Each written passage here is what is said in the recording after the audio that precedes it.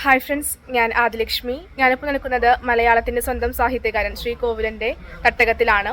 അദ്ദേഹത്തിൻ്റെ സ്മൃതി മണ്ഡപത്തിനരികിലാണ്. അതെ, അദ്ദേഹത്തിൻ്റെ വീടും സ്മൃതി മണ്ഡപവും ആ ഒരു പ്രദേശത്താണ് ഞാനിപ്പോൾ ഉള്ളത്.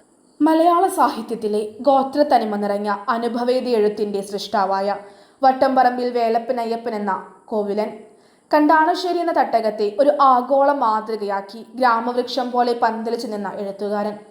പട്ടാള ജീവിതം പ്രമേയമാക്കിയ കഥകളായിരുന്നു കോവിലൻ്റെ ആദ്യകാല രചനകൾ. പിന്നീട് തട്ടകവും തോറ്റങ്ങളും പുറത്തു വന്നു. നാട്ടുവഴക്കങ്ങളും മിത്തുകളും ഇഴചേർത്ത കോവിലൻ്റെ ഭാഷ മലയാളത്തിന് പുതിയ അനുഭവമായി. മണ്ണും മനുഷ്യനും തമ്മിലുള്ള പ്രഗാഢമായ ബന്ധത്തെ ഇത്രത്തോളം തീവ്രമായി അവതരിപ്പിച്ചിട്ടുള്ള വേറെ എഴുത്തുകൾ അപൂർവമാണ്.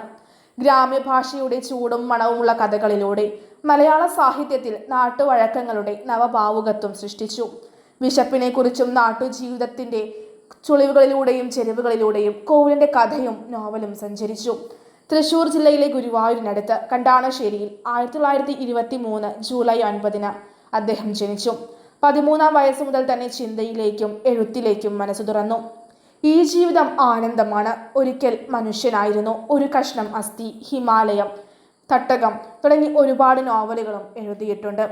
കേരള സാഹിത്യ അക്കാദമി പുരസ്കാരം, കേന്ദ്ര സാഹിത്യ അക്കാദമി പുരസ്കാരം, എഴുത്തച്ഛൻ പുരസ്കാരം തുടങ്ങിയ പുരസ്കാരങ്ങൾ ലഭിച്ചിട്ടുണ്ട്. 2010 ജൂൺ 2 അദ്ദേഹം അന്തരിച്ചു. ഇത്തരത്തിലുള്ള ഒരുപാട് വിശേഷങ്ങളുമായി വീണ്ടും കാണാം. അതുവരേക്കും നന്ദി, നമസ്കാരം.